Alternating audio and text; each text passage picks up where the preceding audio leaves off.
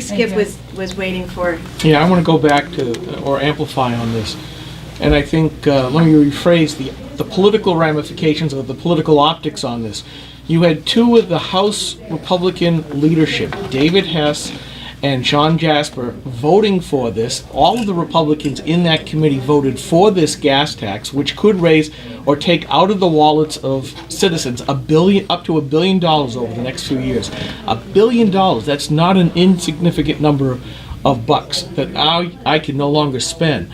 But when you've got the leadership basically saying, okay, we approve of this bill for $1 billion, how does that go against the public that say, Democrats, we expect you to raise taxes. We know that you're going to spend more on government.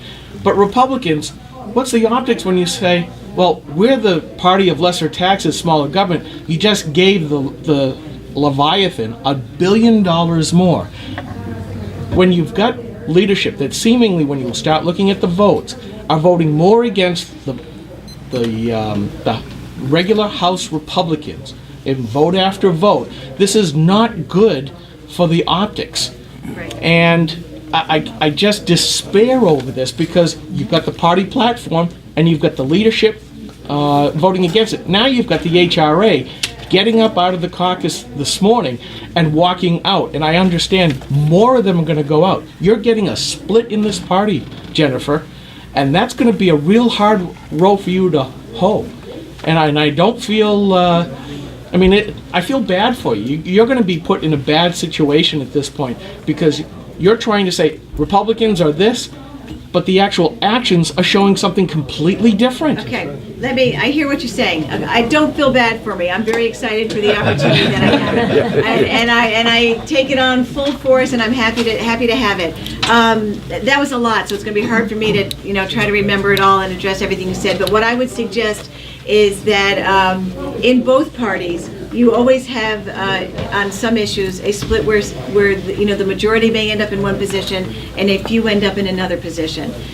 What I would like to see our party do is discuss our differences quietly, or discuss our differences privately, and get to a point where we are not arguing our differences in a manner that gives fodder and opportunity to our opponents in all of this. When it comes to leadership in the House or the Senate or anywhere else, what I would say is where individuals may have stood up and taken positions that we don't all embrace, that we don't all agree with, so far, it's only been 6 weeks, but so far, I have found the leadership in the House to be very cooperative in pushing the majority of the Republican initiatives that I have thought were very important to us. As I said before, when Gene Chandler, who's our minority leader and the Republican leader in the House, when we had the conversation about the gas tax, he was fully on board and he voted against it, and he spent a lot of time helping to move other Republicans to the right position. What I like about our party that is different than the Democratic Party is that we do have these debates, that we do represent a broader spectrum of ideas and principles.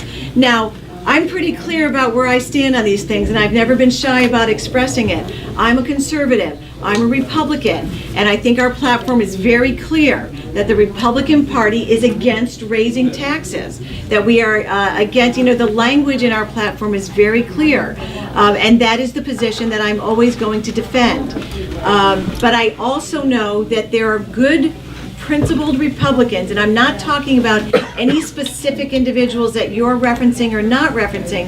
What I know from my experience over many years of being involved in this party is that there are good, principled Republicans who don't agree with me 100% of the time. They're not principled then. And then, well, no, here's I don't know if you're being funny because I don't, but the thing is, nobody agrees with me 100% of the time. I think you are a truly principled conservative, Skip. I don't question that, and I never would. But you and I don't agree 100% of the time. So I think what I want to do as chairman, and it's not the same as what you all want to do as voters. We have different responsibilities. My responsibility as chairman is to make sure that I am articulating the Republican message in language and in places where it is going to move the Republican agenda forward so that we can win elections in November of next year. I think the gas tax is an election-winning issue because I think that it absolutely clearly defines the difference between who we are as a Republican Party and who they are as the Democratic Party.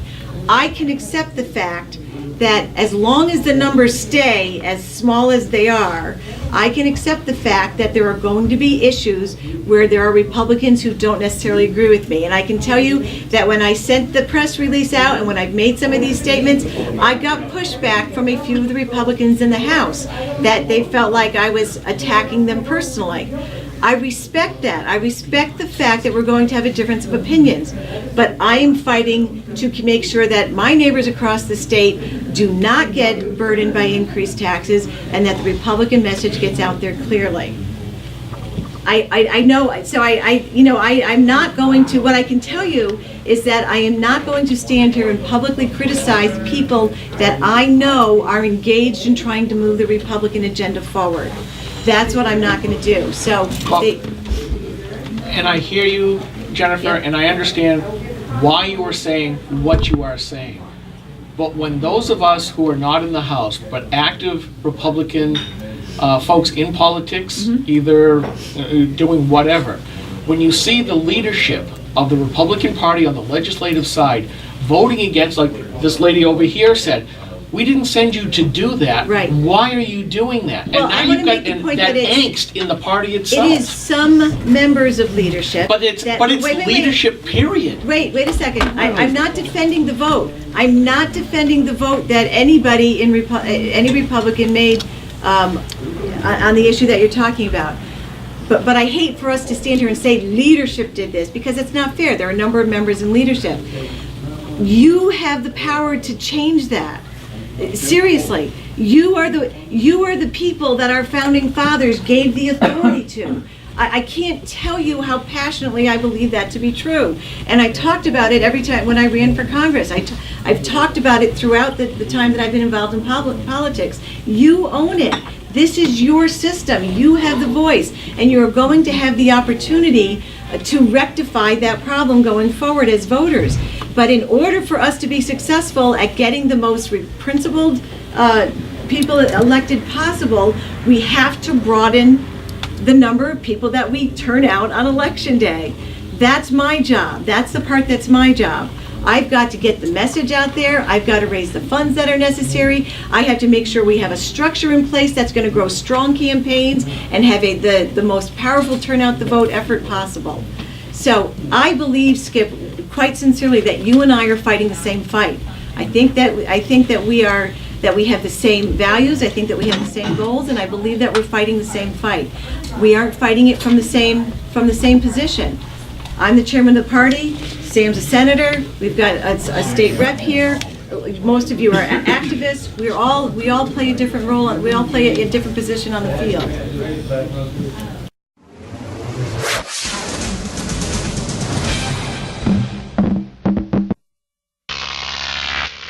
Crop TV.